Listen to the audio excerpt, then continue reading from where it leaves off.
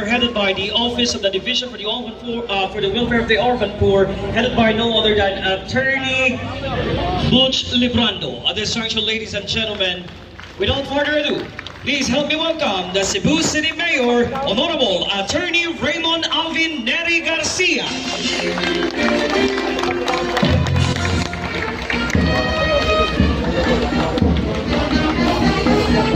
May buntag sa tanan. Ataga na itong masipang pakpak ang Senyor Santo Niño for once again guiding us and letting us wake up this morning. I would like to acknowledge very important councilors who are here this morning with us. Naadiri karon wailain ang Panday, Councilor Joel Garganera at ang matagal masipang pakpak.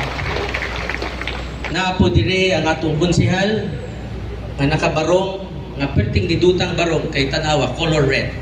Wailain Councilor Francis Espares ginhawa din feed kung may asin pa. Naapo dire ang atuang konsehal nga ato chairman sa Committee on Infrastructure. Wailain Councilor Jerry Guardo atong hatagang masipag pa. Naapo dire ang usa ka konsehal who is, by the way, very instrumental.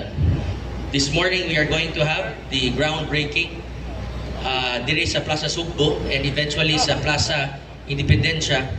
Magtaod na ta og infrastructure that will enable the Plaza Sugbo and the Plaza Independencia to have a free public Wi-Fi. And that is courtesy of Cebu City Councilor JP Labella atong matagang masipang pakpak. Napo diri karong buntaga.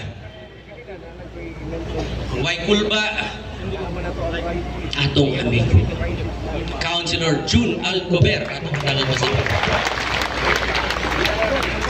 Of course, ang atong department heads, assistant department heads, heads of offices, led by our very dynamic city administrator, Attorney Christine Joyce Batukan at tumatagal masipag.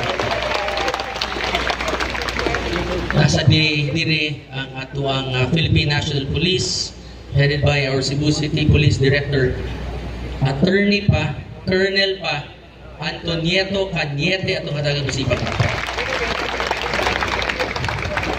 Huwag na atay bagong bisita karong buntaga.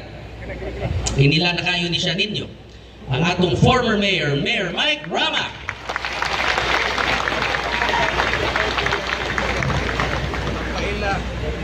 This morning, I would like to once again acknowledge excellence and to start off, wow, my heart is full.